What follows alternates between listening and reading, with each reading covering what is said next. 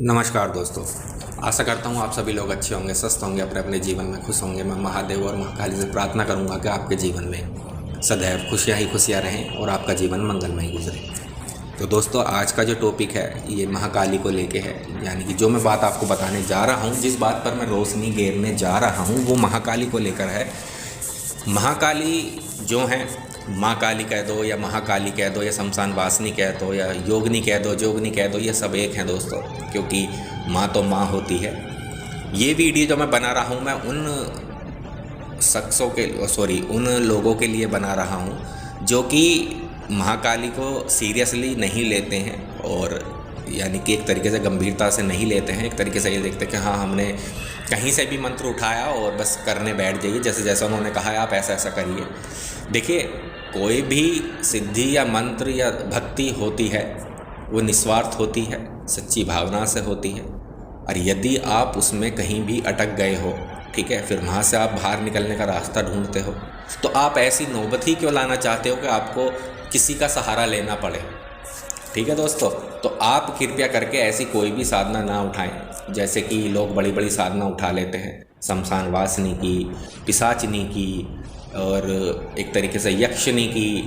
ठीक है, तो दोस्तों कृपया करके कर्ण पिशाचिनी की, इस तरीके की साधना आप ना उठाएं तो ज़्यादा अच्छा रहेगा। क्योंकि आप सबसे पहले आप अपने आप को मजबूत कीजिए, ठीक है, शरीर को तपाइए, व्रत वगैरह रखिए, फास्ट रखिए और मंत्रों का जाप कीजिए। मंत्र निस्वार्थ कीजिए, इसमें कोई सिद्धि वगैरह मत कीजिए कि हाँ मुझे ये मंत्र इतने दिन तक करना है। संकल्प लीजिए, लेकिन उस मंत्र की एक विधि विधान होता है, अनुष्ठान होता है, उस तरीके से करिएगा।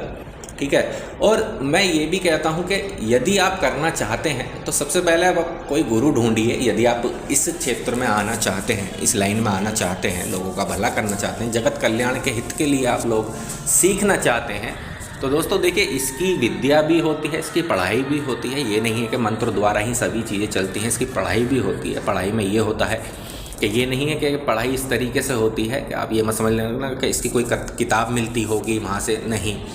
इसकी पढ़ाई जो होती है वो गुरु के माध्यम से होती है। यदि गुरु के पास कोई भी ऐसा केस या कोई परेशानी, ऐसी समस्या आती है, तो गुरु अपने शिष्य को बुलाकर समझाता है, दिखाता है, और जो गुरु उस कार्य को करता है तो शिष्य से कहता है कि विशेष रूप से ध्यान दीजिए, मैं क्या कर रहा हूँ, किस तरीके से इस चीज़ को हटा रहा हूँ, बुला रहा हूँ, और क्या भोग प्रसाद दे रहा हूँ। ये सारा दायित्व गुरुदेव का होता है, लेकिन उसमें साथ ही साथ जिम्मेदारी शिष्य की भी होती है कि शिष्य उसे गंभीरता से ले। ठीक है, इसीलिए देखिए गुरु बनाया जाता है। ये नहीं कि 60-70 या 1-1.5 लाख रुपए लेकर आपसे कह दिया कि आप आ जाइए मेरे धाम पर, मैं आपको मंत्र दे दूंगा, आपको सिद्धि करवा दूंगा। दोस्तों, पैसों में कोई भी सिद्धि फलित नहीं होती है। ठीक है, इस चीज़ का ध्यान दीजिए। आप मंत्रों द्वारा महाकाली को या किसी भी अन्य देवी देवताओं को आप बुला तो लोगे, परंतु जब उनका समय आएगा, जब आपसे कोई गलती होगी, तब वो आपको बिल्कुल भी बख्शेंगी नहीं। वो तभी आपको दंड देंगी, लेकिन वो दंड इतना भयानक होगा, इतना भयंकर होगा कि आप लोग सह नहीं पाओगे, ना ही आप लोग बर्दाश्त कर पाओगे। ठीक है दोस्तों, तो कृपया करके मेरी बात का ध्यान दें विशेष रूप से।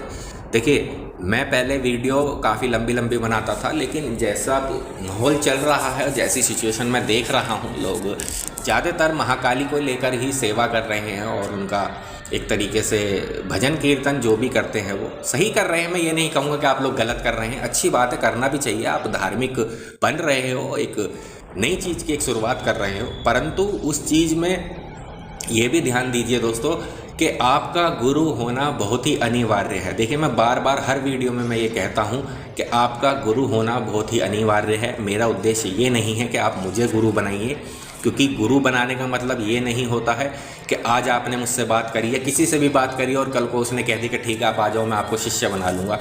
देखिए, पहले शिष्यों की परीक्षाएं होती हैं, उन्हें ज्ञान दिया जाता है, उन्हें जप दिया जाता है, उन्हें तप दिया जाता है, जिससे कि उनका शरीर तपे।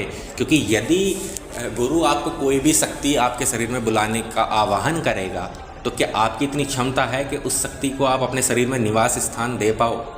आपके शरीर में कोई ऐसी शुद्ध जगह होनी चाहिए जहाँ उस शक्ति को आप स्थान दे पाओ।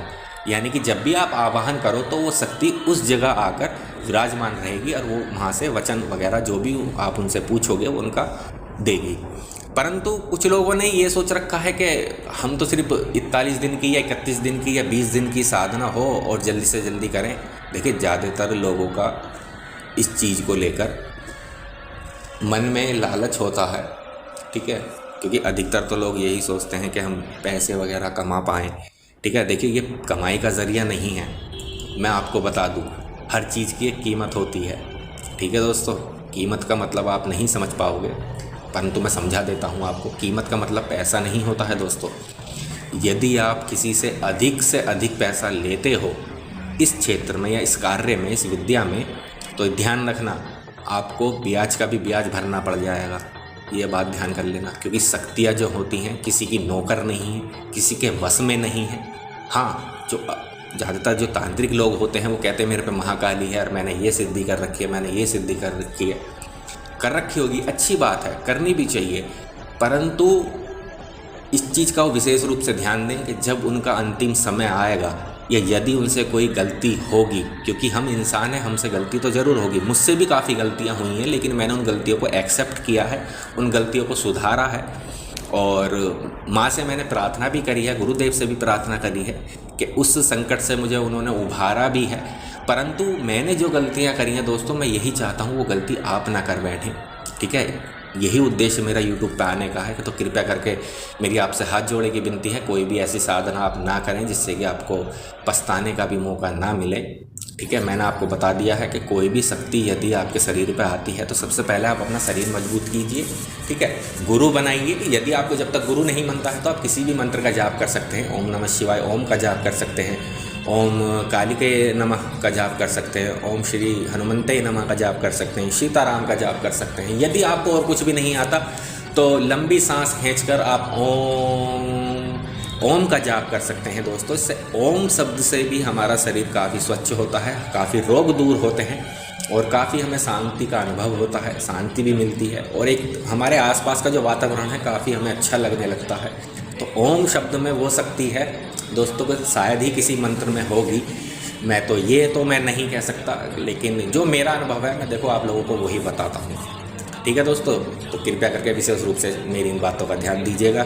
तो दोस्तों, यदि आप मेरे चैनल पर नए हैं तो मेरे चैनल को सब्सक्राइब कर लीजिएगा, बेल आइकन दबाना मत भूलिएगा। ये वीडियो आपको कैसी लगी कमेंट करके ज़रूर बताइएगा। कमेंट में हर हर महादेव महाकाली ज़रूर लिखिएगा। तो दोस्तों, मैं आप सबसे अब इजाज़त लेता हूँ। आप सबका धन्यवाद। हर हर महादेव, घर घर महादेव।